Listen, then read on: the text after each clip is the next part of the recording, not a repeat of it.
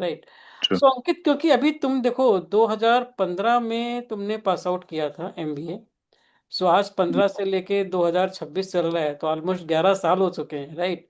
तो इसमें जी भी एक दो साल अगर हटा दो तो तुम्हें आयरलैंड की जो स्टडीज रही होंगी, बट आई बिलीव जी तुमको वर्किंग एक्सपीरियंस कम से कम 8 साल का तो हो चुका है, राइट। जी। एंड 8 साल का working experience is basically decent one, if I से।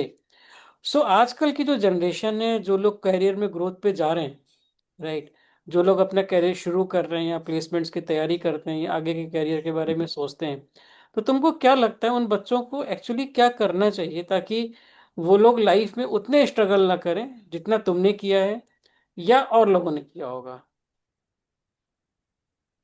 सर, इसके दो तरीके हैं। एक तो है कि आप किस तरीके से चीज़ों को लेते हैं। तो राइट। पहला है कि अगर आप जैसे मेरी तरह बाहर आने का एम करते हैं कि मुझे कंट्री से बाहर जाना है, तो मैं पहले ही एडवाइस उन लोगों के लिए देना चाहूंगा, क्योंकि शायद मैं उससे ज़्यादा को रिलेट कर सकता हूँ कि क्या एक्चुअल होता है। और मेरे एक्सपीरियंस में वो है कि जो मैंने इतने साल बाहर रहा हूँ, मैंने क्या स्ट्रगल्स देखे हैं। तो मैं उस चीज़ के लिए फर्स्ट एडवाइस देता हूँ कि जब भी आप बाहर किसी कंट्री में जा रहे हैं ना, और आप एम कर रहे हैं कि मुझे इस बाहर किसी कंट्री में जाके ये कोर्स करना है या मुझे कुछ और करना है, तो जब भी आप करते हो तो आप इसको ना रिवर्स में करना शुरू करो कि उस कंट्री में किस चीज़ की रिक्वायरमेंट है। क्या वहाँ पे किसी की ऐसी कोई रिक्वायरमेंट है जो एग्रीकल्चर सेल्स मार्केटिंग करेगा?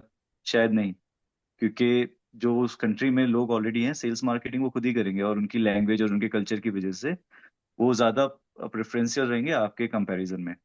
बट अगर आप उसी को छोड़ के आप किसी टेक्निकल स्किल्स में घुसें, जैसे सप्लाई चेन है या कंसल्टेंसी है, या कई लोग एग्री फाइनेंस और इस सब में भी जाते हैं, तो आप उसे रिवर्स में जाके अपने डोमेन से रिलेट करें।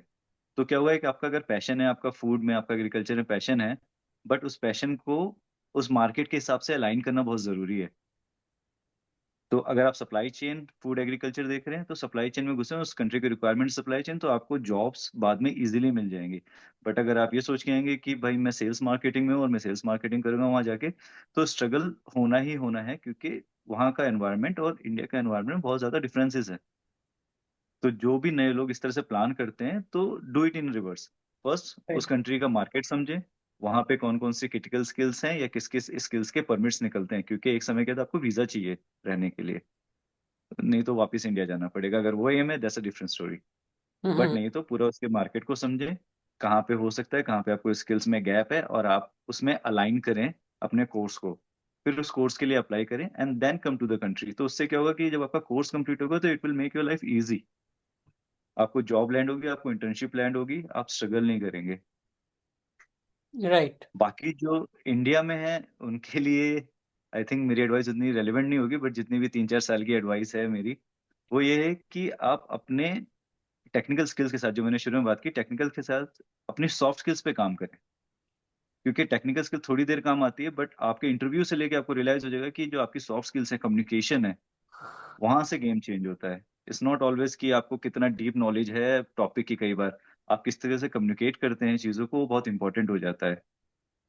आप अच्छी किताबें पढ़ें, जो सॉफ्ट स्किल्स की बुक्स आती हैं, जैसे how to influence people, habits of highly effective people, इस तरह की बुक्स हैं। और आप अपने इन्फ्लुएंस की बुक्स आती हैं, how to influence, how to negotiate. तो इस तरह की अगर किताबें पढ़ेंगे या पॉडकास्ट आते हैं, पॉडकास्ट सुने उस तरीके के, तो क्या होगा कि आप जब वहाँ पे टेबल पे बैठ के इंटरव्यू दे रहे हैं ना, तो आप एक कॉन्फिडेंस के साथ जाएंगे कि भाई मैं यहाँ पे जा रहा हूँ, I have a good communication, I know my technical things. तो आपके पास एक अपर एज होगा कंपेयर टू अदर पीपल जिन्होंने केवल टेक्निकल स्किल्स पे काम किया है, बट अपनी नेगोशिएशन, अपनी इन्फ्लुएंस, इन सब स्किल्स पे काम नहीं किया है, कम्युनिकेशन पे काम नहीं किया है। तो जब आपका कम्युनिकेशन अच्छा होगा, आप वहाँ पे इन्फ्लुएंस कर पाएंगे, आप फिर वहाँ पे बैठ के नेगोशिएट कर सकते हैं। और जो सामने इंटरव्यूअर बैठा है, वो यही देखना चाहता है कि आप किस तरीके से जब रियल वर्ल्ड में जाओगे तो काम कर पाओगे, क्योंकि रियल वर्ल्ड में कम्युनिकेशन सबसे हेल्पफुल होता है और नेगोशिएशन सबसे हेल्पफुल होता है किसी भी उसमें, और आप उसे इन्फ्लुएंस करके चीजें करा सकते हो कि नहीं। Right. So it's a very very very well said basically, क्योंकि क्या है कि अगर किसी और कंट्री का हम लोग किसी भी स्टूडेंट का ऑब्जेक्टिव है तो उसे रिवर्स इंजीनियरिंग करनी चाहिए। जो स्टीवन कॉवी जी ने एक बार बोला था ना, कि begin with the and in the mind, कि एक्चुअली वहां पर जी है क्या, ठीक है ना, और क्या मेरे पास वो स्किल्स हैं जो मैं उसको पूरा कर सकता हूँ, क्योंकि डेफिनेटली बात सही है, because of the local culture and local language. तो वहां पर सेल्स और मार्केटिंग के लिए तो वही लोग प्रेफर किए जाएंगे जो वहां पर लोकल हैं। बट आप वहां पर क्या ऑफर कर सकते हो, this is one. And second, जब हम लोग पढ़ाई कर रहे हैं और इंडिया में ही अगर रहना है, तो वहां पर peoples skills are also very critical and sometime more important. बल्कि मुझे लगता है पीपल स्किल तो हर जगह चाहिए रहती है, राइट? जी सो जी।